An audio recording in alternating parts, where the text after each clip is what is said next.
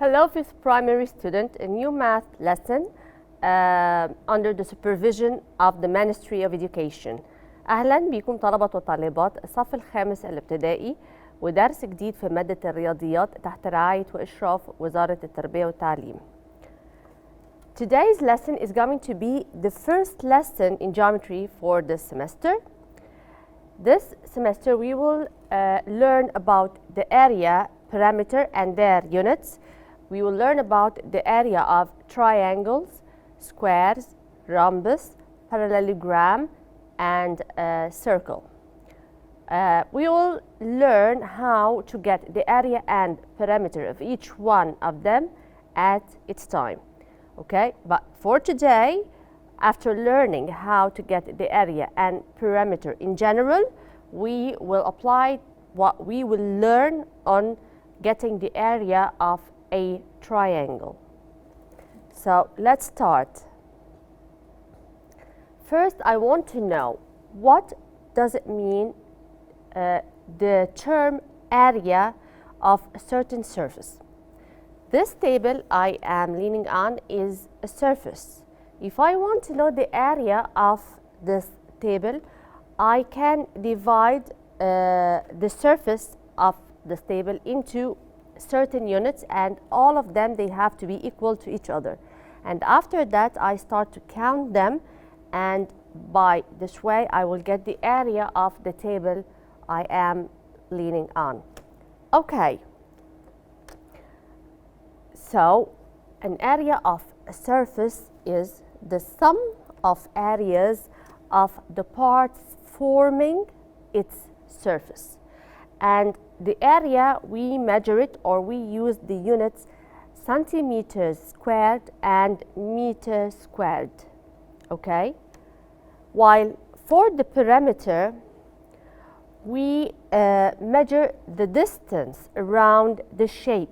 So I don't measure the units or the parts forming the table that I have.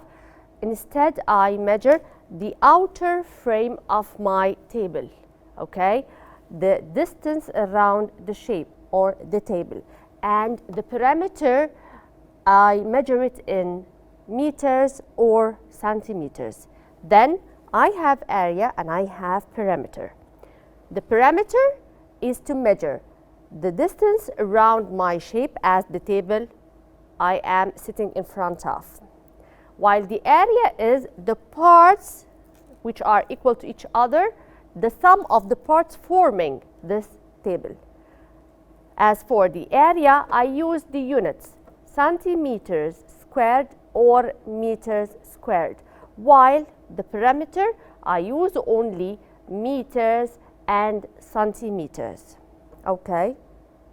Now, let's go to the board and see the relation between the units of measuring for the area and the perimeter, and apply what we learn on a couple of examples.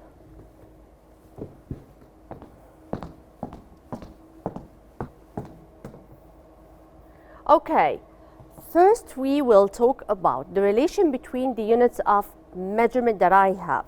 I have here kilometer squared, meter squared, decimeter squared, centimeter squared, and millimeter squared. And I need to learn the relation between each one of them, whether I am converting from the big one to the small one, or the opposite, to convert or change from the small one to the big one. Because during answering our questions, I might find two different units that I have to put both of them in the same unit. Okay? From the big to the small, زي ما أخذنا في الترم الأول, we said that from the big unit to the small unit, I always multiply. I use times. من الكبير للصغير, all the time I use the multiplication sign. While from the small one to the big one, I use the divided sign. خلاص عرفت which sign to use. Now I need to know the value that I should change the unit with. So from kilometer squared to meter squared, I multiply by 1 million square meter. Okay, to change from kilometer squared to meter squared, I multiply by 1 million squared meter. ازاي يا مس مروة؟ احنا we learned that when we changed from kilometer to meter, we multiply by 1000. نخلي بالنا انه this time it's not from kilometer to meter, it is kilometer squared to meter squared. It means the number times itself, يعني times 1000 times another 1000. I multiplied the 1000 by itself, so here it will give me 1 million. So when I convert or change from kilometer squared to meter squared, it's going to be times 1 million. Okay, and the same goes for the rest. كان من المتر للديسيمتر times 10, بس 10 times 10 is 100, فبقت 100. From decimeter to centimeter, لما كان decimeter and centimeter كانت times 10. لما decimeter square to centimeter square, it means 10 times 10, which is 100 square meter. And the last one, from centimeter squared to millimeter squared, it's also times 100. طيب, I want to change بقى, or I want to convert from the small value to the big value, or from the small unit of measuring to the big unit of measuring. I use the same value, but this time I divide. I don't multiply. Okay? So that's it for the drawing in front of you and why these values are used. Okay? I hope that you understand this part. Now, I will go to an example. Area of any surface. I said the area of any surface is the number of square units needed to cover this flat surface, or the sum of units forming this surface. Exactly the same as this board. I want to know the area of this board. This board to me is a flat surface. It's a flat surface. So to get its area, I divide it into equal units or equal parts, and then I add them together. This will give me the area of this board. So I'll take an example now. Observe the opposite figure and calculate the number of square units which express the area of each shape, and then we complete. We have here 4 shapes on a grid. A grid, it's a page or a paper which is divided into equal units or equal tiny squares. These are called units. The tiny squares that you see in the background, these are called units. So on the units that I have here, I have 4 drawings, 1, 2, 3, and 4. What I want you to do is to look at each one of them, and then you calculate each one of them covers how many units. The number of, or the sum of number of units each one of them covers is the area of the shape. So we have a table, let's fill it in.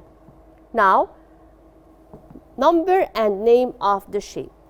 We look at the shape, we decide on the name of the shape, or what shape is this, and then we get its area.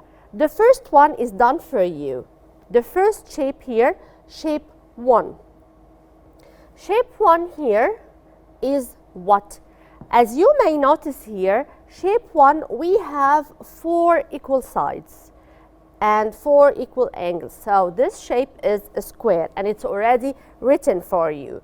Now I want to know the area of this square in units.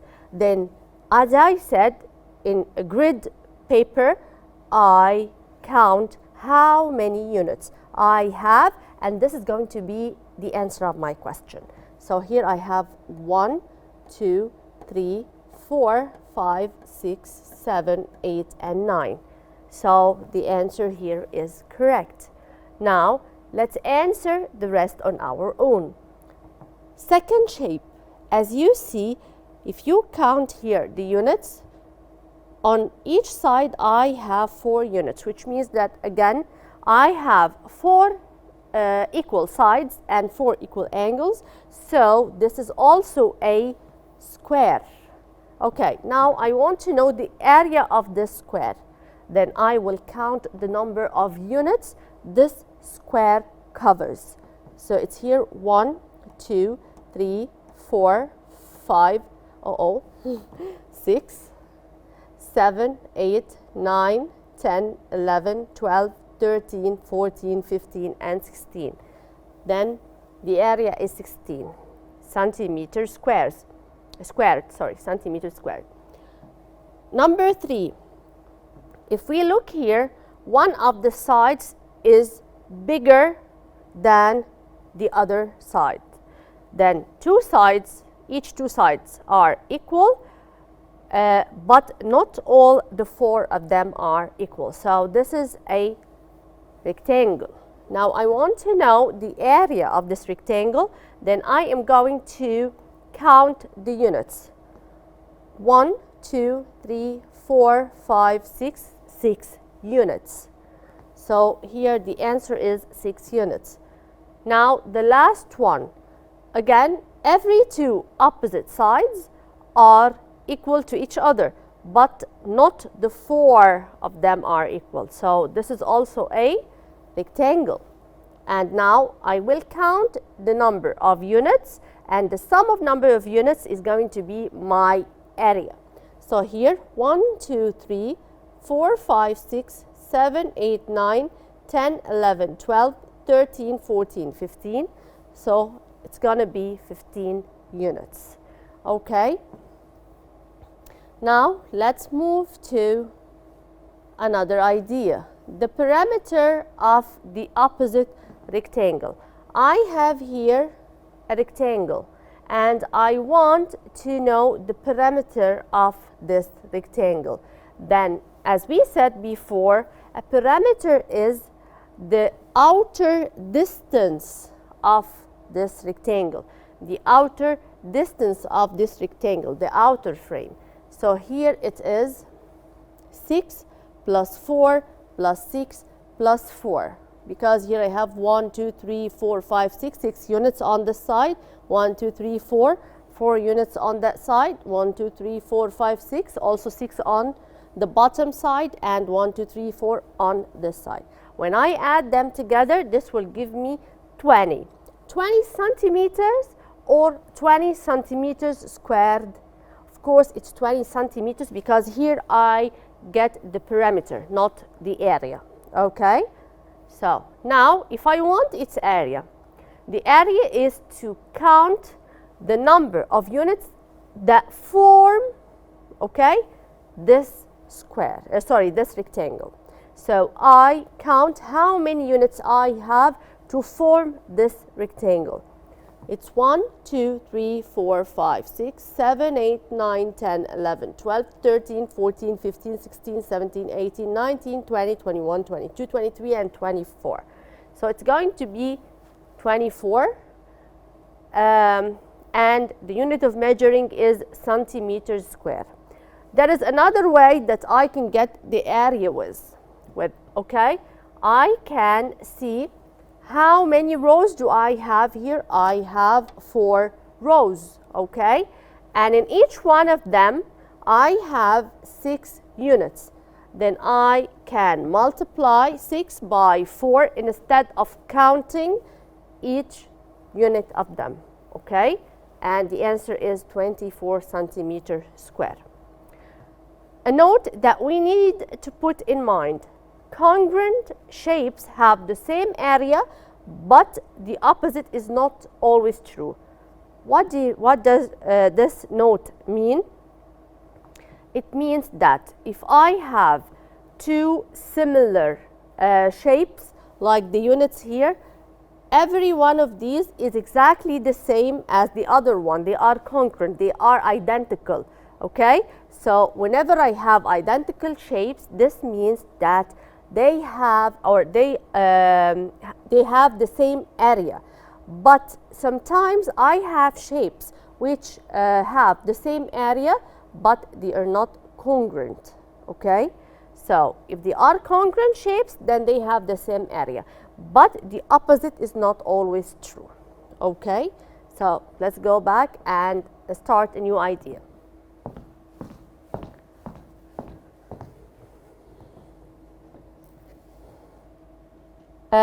Now we'll start with the area of a triangle.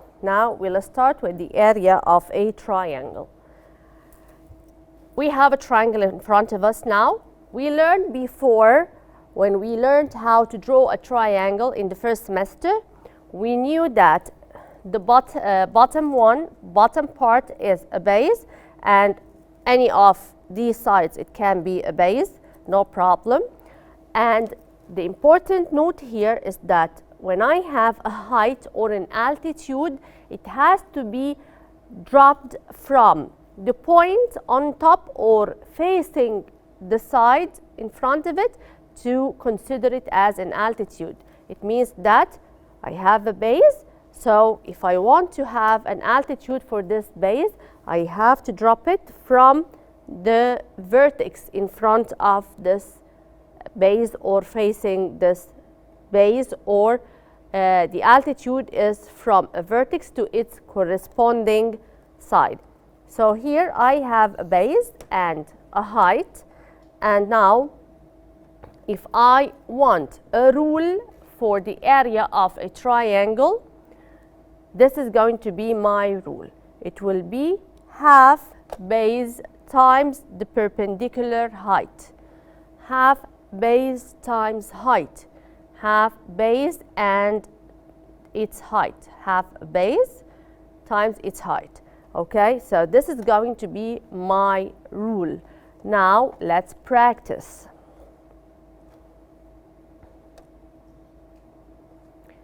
As you see in front of you, we have a right angle triangle with 3 sides, 5 centimeters, 12 centimeters, and 13 centimeters.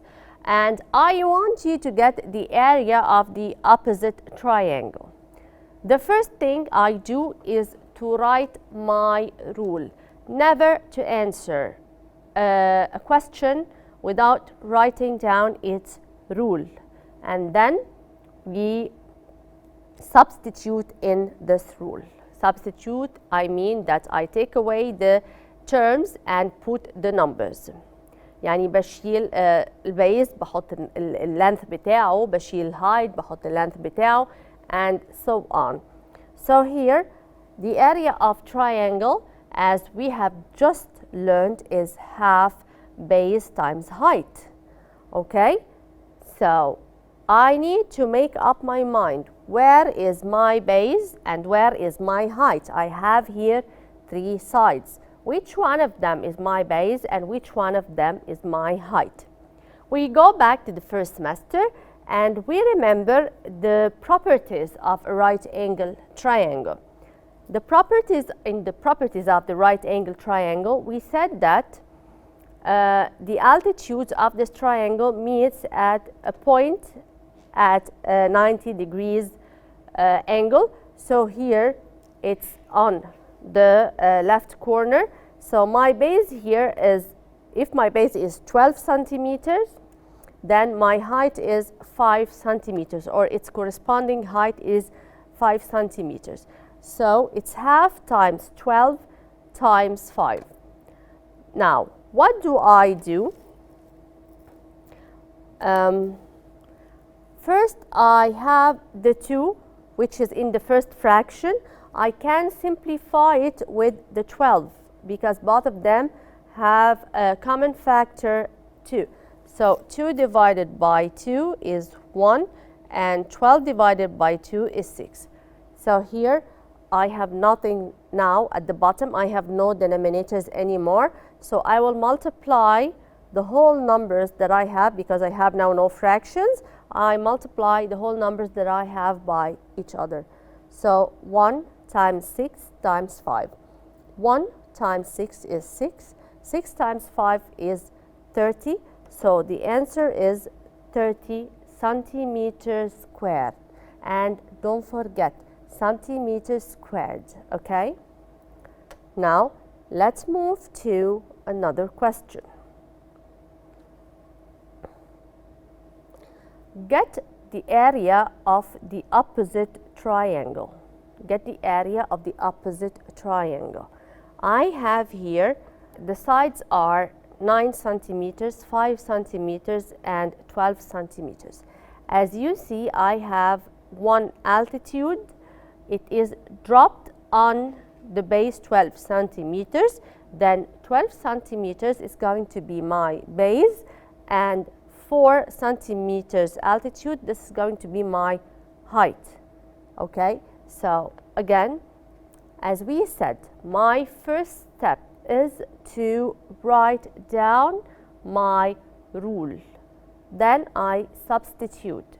I mean that I take away the terms like base and height and put their length instead of the terms. Okay, so here area of triangle equals half times base times height. I believe that now all of you have revised it. It's very easy. Half times base times height. Half times base times height.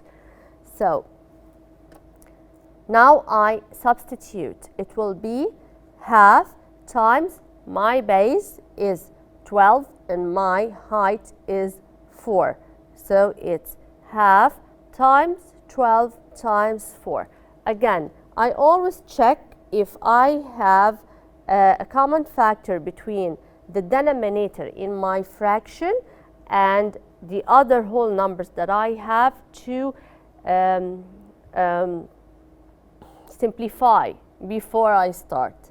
Okay, so here the 2, it has a common factor 2 with 12 and 4. So it can be simplified both by with the 12 and with the 4. So I can choose any of them. Here 2 divided 2 is 1, 12 divided 2 is 6. Now I have no fractions anymore in my question. So instead I have whole numbers. 1 times 6 times 4. I multiply them by each other to get the area. So it is 1 times 6 is 6. 6 times 4 is 24. And the unit of measuring area is centimeters squared. Centimeters squared, don't forget. Okay, our last example for today here. Get the area of the opposite triangle, which is here an obtuse angle triangle. As you see here, we have an obtuse angle triangle ABC. The base of this triangle is 8 centimeters, and which is BC, and its corresponding height is A, and the point D, it's 4 centimeters. If you remember in the first semester, we said that we have the obtuse angle triangle. Its altitudes, it has 3 altitudes. Its 3 altitudes meet at a point outside the triangle. Okay, its altitude meet at a point outside the triangle. So here I have one of these altitudes, which is AD. It is perpendicular on the base BC, which is 8 centimeter. And now I need to get the area of this triangle. Here, area of triangle, again, the rule. I have to write my rule first. So the area of triangle is equal to half times base times height. Okay, my base here is BC, the side BC, which is 8 centimeters, and my height is AD, which is 4 centimeter. Then I will substitute. Okay, now half base times height, or half 8 times 4 equals 16 centimeter. How? I simplify. 2 divided 2 is 1. 8 divided 2 is 4. Now no more fractions, it's only 1 times 4 times 4, which is 16 centimeters squared. Now we have learned about the area, the parameter, and their units of measuring. We have learned or listened to an introduction to how to get the area of a triangle, and next session inshallah we'll continue with the area and parameter of triangles. Study hard. See you soon. Bye.